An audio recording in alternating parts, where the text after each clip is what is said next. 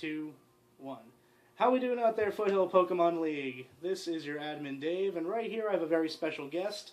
This is... Go ahead and introduce yourself. My name is Devin, and I've been friends with Dave since we were 7. And 7, I think those were the, red and blue and yellow days? Yeah, it's been quite a while. Yeah, we're Gen 1 buddies, but we've stuck it out. We've been friends for a long time. Devin over here is actually a new member to our group. I invited him to come in and be one of our members probably a week ago. That sounds about right. Yeah, and he's actually a pretty hardcore player. He's, I like to call him the breeding expert. He definitely knows his stuff when it comes to IV breeding and EV training, and he actually was the one that got me into it, so... any questions or comments or anything at the end of the video, if I don't know it, then Devin and I will definitely be able to figure it out between us. So he's here to help me make a video tonight. We have 2 cameras set up. The one that you're watching us through right now, that one's going to stay fixed. And then we have another one right down this way. Right over here. That one's going to be set up on Devin's DS, and if we need to move it around a little bit, we'll be able to splice these 2 video feeds together and get the right image for you, and the audio should be synced up well enough. So if you guys are ready, we're just gonna give you a brief overview of what we're gonna be talking about tonight, and Devin will provide the color commentary. He'll throw in anything he thinks is helpful, right, Devin? Yeah, most definitely. Alrighty, so here we go. Got them all written out because it's gonna kind of be a long video tonight. So what we're going to talk about tonight, we're going to talk about the EV training. It's pretty important. That helps you maximize your Pokemon statistics.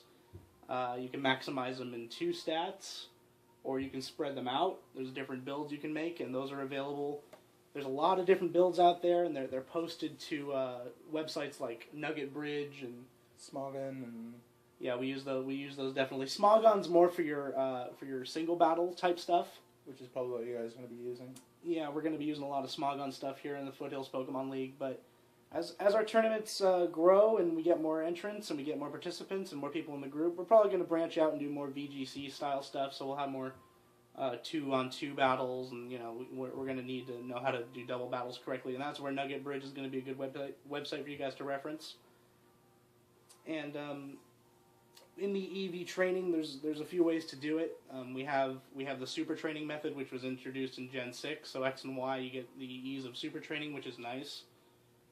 And before super training was around, we had grinding on random encounters in the wild. You'd beat 252 Zubats in order to get your 252 EVs in one stat, right? Mm-hmm. I know you did that for a Deoxys once in Gen 4. That was pretty fun watching you do that for 5-6 hours. Well, it definitely paid off. But that's before that we knew the ins and outs of how to shorten the time when it comes to grinding on battles in the wild. You've got you've got power items like the Power Anklet and Power Bracelet and the Macho Brace, and those can double the EVs you get. And also there's the Pokerus virus, and that can also double the amount that double the EVs that your Pokemon receives from a battle in the wild. And right now Devin's getting ready to show us some super training. So super training is available as soon as you start the game. You don't have to do any special hoops or jump through any hoops or requirements to be able to use this. It's actually available on your bottom screen, so if you go to the touch screen and you click on the arrow right or left, eventually you'll go past PSS and the Pokemon and Me, and then you'll get to the super training window. And if you haven't done any super training before, it's really just a mini game style, right, Devin? You're going to be kicking soccer balls. Devin actually was a soccer referee at one point in his life. And so you're kicking soccer balls right now. He's showing you how to EV train his Charizard. The idea here is you're going to want to be able to hit the balloon on the goals that are attached to the Pokemon somewhere. They move around. Looks like his Charizard actually had some EV training prior to this. Its shots were pretty powerful. Now, when you're starting EV training, we recommend that you start with a newly hatched Pokemon, and that way you can actually easily track how many EVs it has, because if you're using a Pokemon that you're just using to complete your story mode, it's going to have some EVs somewhere, because whenever you EV train, whenever you battle any Pokemon at all, actually, you're going to get EVs from it. When you knock out a Pokemon, your Pokemon gets EVs. EV stands for effort value, and each Pokemon is worth a certain effort value when you knock it out. That's why we suggest you start with a newly hatched Pokemon. It hasn't had any battle experience yet. It has no EVs and any statistic, and it's really easy to keep track. So he just did the Tentacool mini game, which I think is for special defense. Yes, it is. And you get 4 EVs for defeating Tentacool. You get them in your special defense, and of course there's EV training mini games for every statistic. So you got HP, attack, defense, special attack, special defense, and speed. And there's 3 different levels of the super training mini game. There's the one that's worth 4 points. There's the one that's worth 8 points. Count them, 8. And then there's one that's worth 12. I don't have 12 fingers, of course, but you get the idea. And the multiples of 4 is actually an important thing because every 4 EVs you actually get 1 point in your statistics. So you want to keep track with a calculator. The most amount of EVs a Pokemon can have is 510, and if you divide that by 4, you're going to have a remainder of 2. Only 508 of them are usable, actually. So 252 per stat are usable, and you're going to have 4 left over if you max out 2 stats. You know, if I wanted to EV train that Charizard in special attack and speed, I'd want to put 252 EVs into special attack, 252 into speed. And then I'd have 4 left over because, 255 and 2 stats is kind of worthless. I have 3 worthless EVs per stat. So I'd want to maximize those last 4 EVs and put them in a stat like HP. Give my Charizard 1 extra HP. And you never know, that 1 extra HP point might come in handy somewhere, right? So Devin just completed the the Tentacool Super Training mini game for you. And now we're actually going to go on and talk about Horde battles. Actually, before you do that, yeah, I wanted to show you guys something. Let's watch. We've got it set up to the bottom screen here on the video feed, and this is what a fully EV trained Pokemon looks like. Go ahead and talk about your Alakazam there, Devin. Alakazam, for example, it has high special attack naturally and a high speed naturally. So what I did was I EV trained it through special attack and speed to maximize what he already has going on for him. Like Dave mentioned earlier, you're going to have a remainder of a few You'll have a remainder of 4 if you max out 2 stats. If you look right here up top, right next to the HP, I chose HP for him, and you can kind of see that in the graph. So the game has actually become, what's the word I'm looking for? It's oriented to actually help you EV train your Pokemon these days. In the past, it was a lot harder. There weren't these helpful, user interfaces, and now we have a bottom screen that's all dedicated to showing you where your statistics are maximized or where your EV points are. So it's actually much more geared to the EV trainer as opposed to Generation 3, 4, and 5. You would actually have to use an EV counter. Yeah, you'd have to use a special kind of online calculator and counter. And speaking of calculators, there's a really cool app you can download for free. It's actually on Devin's iPhone over here. I'm going to pull it up and show it to you guys. It's a really cool calculator specifically designed to help you EV train. I'm going to show the camera up here. I don't know if you guys can see that well. Kind of shows up. But it's actually called EV Counter, and it's a free app you can download from the Apple Store, the Google Play Store. And that's going to help you guys keep track while you're EV training. We definitely recommend you want to keep track because you're going to lose it. You're going to lose track. You're like, how many EVs do I have now? Do I have 160 done? Do I have 172? I don't know. So use a calculator for sure. And the other thing we wanted to mention as far as EV training goes, there are certain items that help you out. Like I said, there's 252 stat points available to max out a stat. But you can actually, you don't have to do all 252 in Super Training or Horde Battles. You can actually use some of the vitamins that are available. You can use the protein and the carbos and the zinc and the iron and the... I forget what the one for special attack is. Do you remember that one? That one is... HP Up's another one that I Calcium. forgot. Calcium, yeah.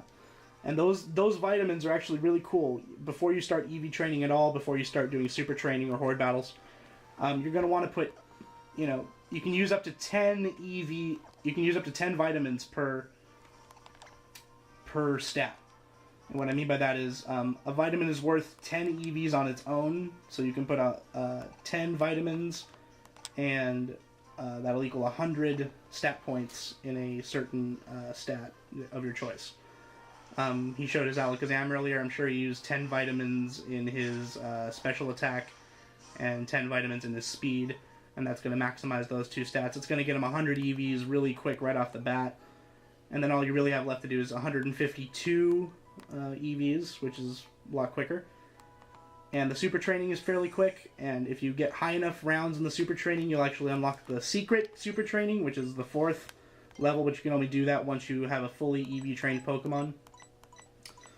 And those will actually provide you with wings. The wings will give you 1 EV in a certain stat, and those don't have a maximum like the vitamins. You can use 252 wings if you had them. You could totally max out a Pokemon stat with it. But you can only get the wings. You can only get those wings if you have unlocked the secret super training. We're not going to show you that, but just take our word for it. You get past the 3 rounds of super training, you max out the stat, then it'll become open to you.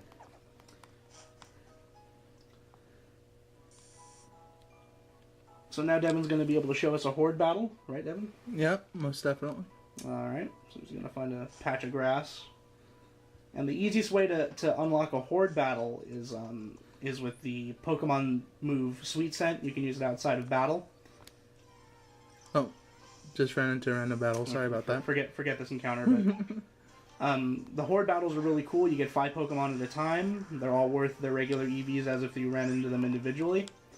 And if you combine the horde battle with a item that boosts EV training or Pokerus, that's going to boost the value of the EV by 2. It's going to multiply it by 2, and they actually do stack. So if you have Pokerus and a super training item and a power item like the power anklet, power bracelet, etc., that's going to be worth times 2 times 2. So you're going to get times 4 for a Pokemon horde battle, or just beating a Pokemon in general. So it looks like Devin's ran into 5 Murkrows, and I don't know exactly what stat the Murkrows are worth. You'd have to look that up online, of course. We know Zubat, definitely. Devin, a long time ago, ran his Deoxys up against a bunch of Zubats, and those are worth 1 speed EV each. So in theory, if he'd had, pretend those were 5 Zubats that we're playing here, they'd each be worth 1 speed EV. And then if he had the Pokerus virus, it's contagious from Pokemon to Pokemon when they enter battle, and you can spread it around your team if you have one. That'd be worth times 2, so 1 times 2 is 2. And then if you have the power item if you have the right power item on the Pokemon while you're training it, you're going to be able to multiply that again by 2, so each one would be worth 4 if they were Zubats for speed.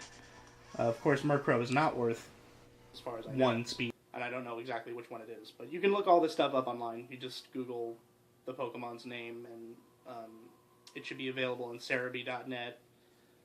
That's a site that we like to use quite frequently. It's definitely a great site. Cerebi is definitely one of the best reference sites for Pokemon. So, shout out to Cerebi, guys. You guys are doing a good job.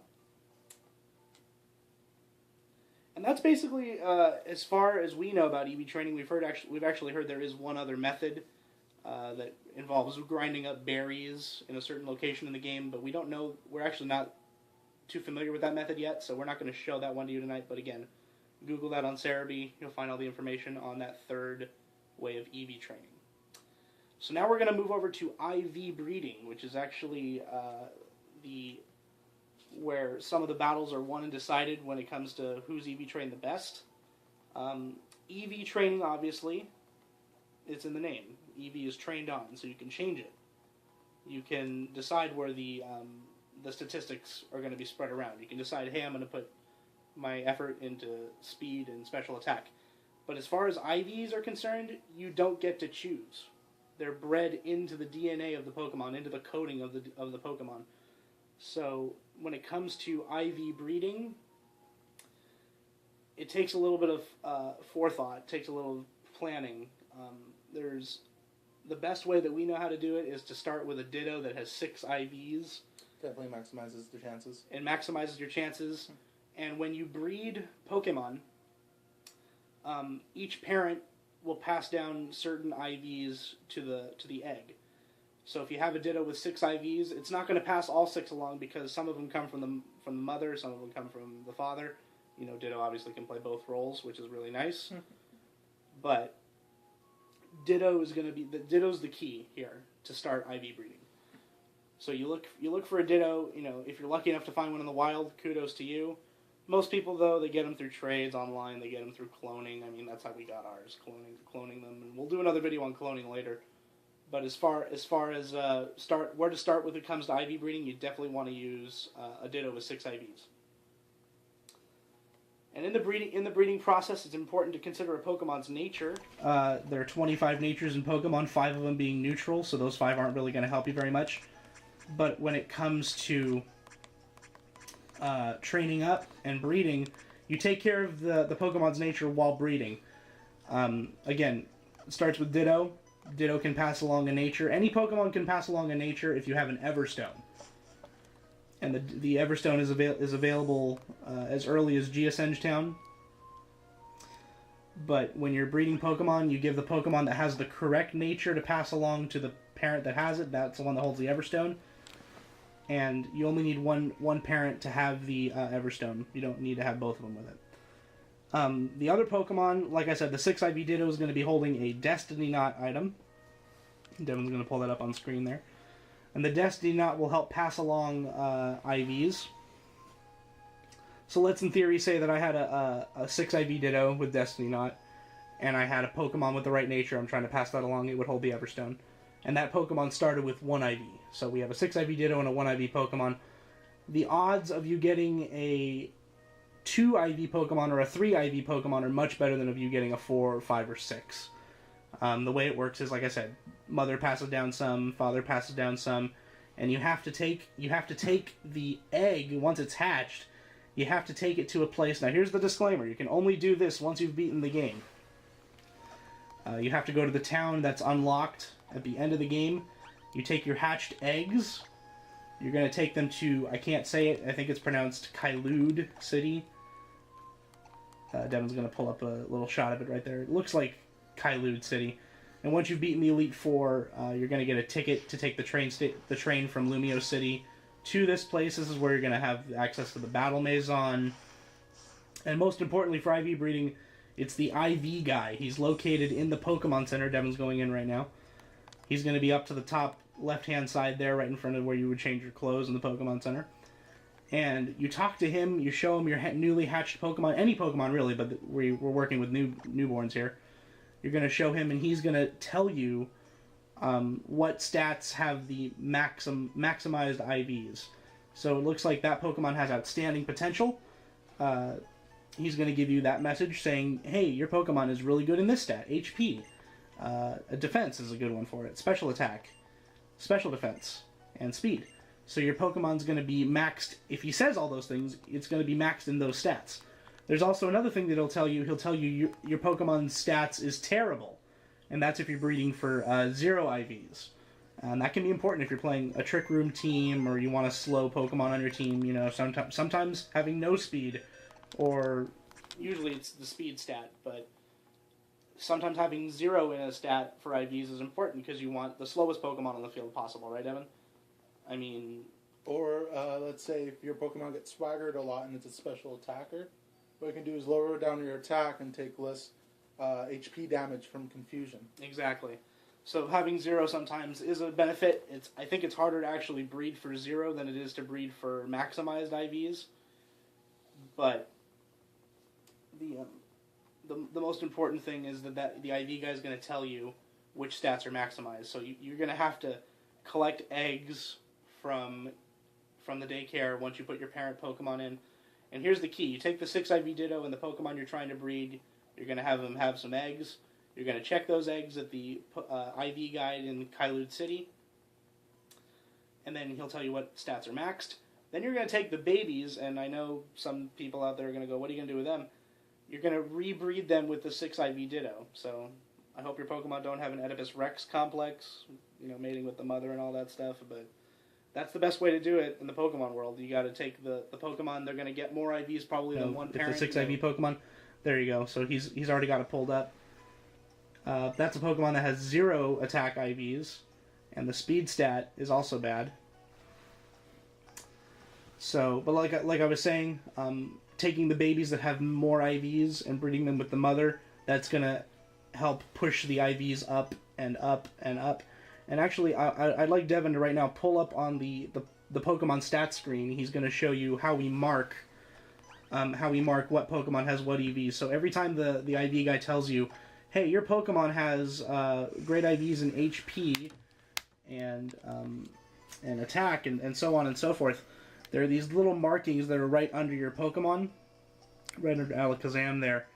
He's got 6 different markings. There's a circle, a triangle, a square, a heart shape, a star shape, and a diamond shape. And they each correspond. The first one is HP, the second one's attack, and it goes on down the list.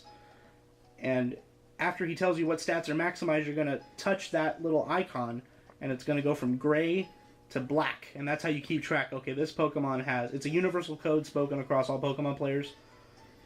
This Pokemon has max IVs and HP, defense, special attack, special defense, and speed. And that's important because you're going to want to keep track, okay, this Pokemon had max IVs and 5 stats, I'm going to want to be training this one. So that's important you mark it right after the IV guy tells you what stats are maxed. Also, when it comes to breeding, breeding is the time you think about nature, you think about IVs, and there's one other key aspect about breeding, you have to worry about egg moves. Sometimes a Pokemon will have access to a move, but only through breeding. Excuse me. So you're going to have 2 different Pokemon parents. It won't be 2 Pokemon of the same species. I know, for an example, in the last tournament that we just had, that just concluded, I had a Breloom that had Bullet Seed. And the only way to breed on a Breloom with Bullet Seed is you're going to have, obviously, a Shroomish or a Breloom as one parent, and the other parent is going to have Bullet Seed, and the parent Pokemon I chose to have Bullet Seed was Execute. Execute learns the move normally through leveling up, but Shroomish and Breloom can get it if you breed it on there. So it looks like that Devin's Gengar that's on screen has the Perish Song technique. Definitely a great strategy for Gengar. And the only way to breed on Perish Song is to do it when you're breeding Ghastlies. You're going to have to find a parent Pokemon that's compatible in the same egg group. And the parent Pokemon is going to have Perish Song, and then the Ghastly Haunter Gengar is going to not have it, and then when the egg comes out, it's going to have it. Yep. And some of the best techniques are actually learned through egg breeding. So before you start breeding for IVs, make sure you take care of the egg moves, because it's the worst feeling in the world to get a Pokemon that has perfect IVs and the stats you want, and not to have the egg moves. I mean, it's just horrendous. I messed up on the Breloom the first time. I also messed up on another Pokemon I'm breeding right now. I should have checked Cerebi first. I messed up on my Timber. Yeah, and that's actually a shiny Timber right there. And Devin, like I said, Devin's really hardcore about breeding. He goes so far as to breed shinies. I mean, he has the shiny charm and the oval charm, and the oval charm is actually going to help you hatch your Pokemon faster. Right now we're going to show you a little trick on how to hatch your Pokemon as quickly as possible. The trick is involved once you've collected 5 eggs from the daycare man outside the daycare center. Excuse me. You're going to take a Pokemon that has Flame Body or Magma Armor. There's 2 different abilities that'll help you, Flame Body or Magma Armor, and that'll decrease the time decrease the number of steps it takes to hatch a Pokemon. Also, there's a couple other. There's also Oval Charm. Yeah, Oval Charm. If you have unlocked all, if you've seen, it's seen all the Pokemon in the Kalos Pokedex, right? It's seen. You don't have to catch them all. I mean, I know that's the goal for most of us, but you just got to see most of the Pokemon. You got to see all the Pokemon that are available in Kalos. For the Oval Charm. For the Oval Charm.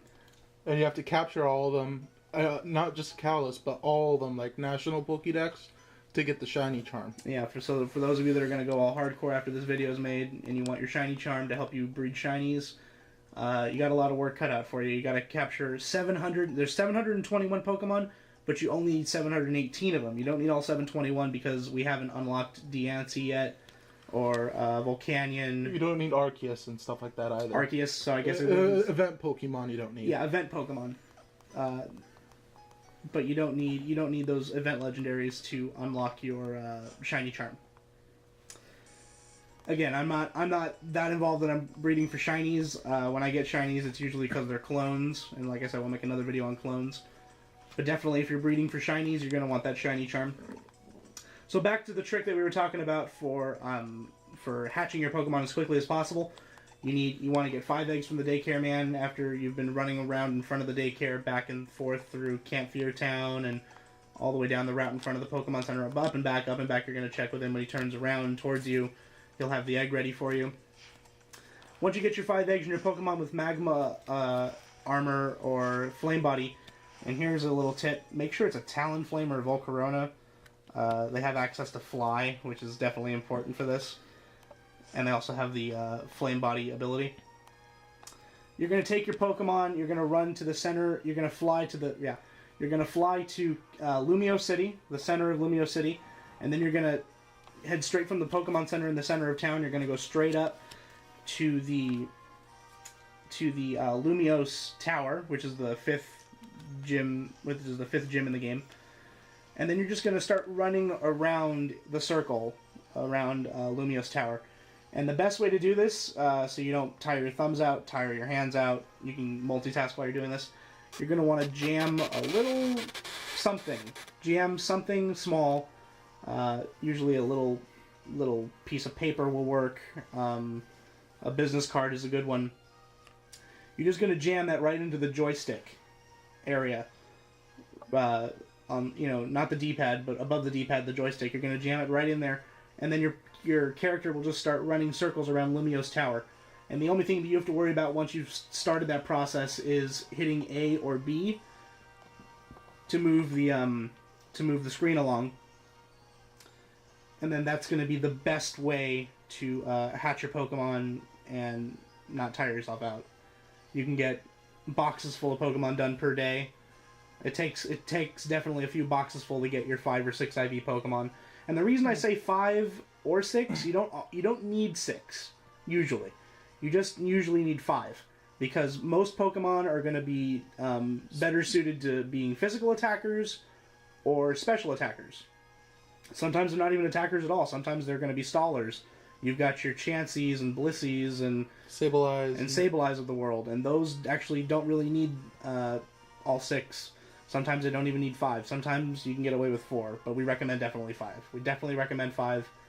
If you get 6, kudos to you, but you won't always get 6. Hard to get 6.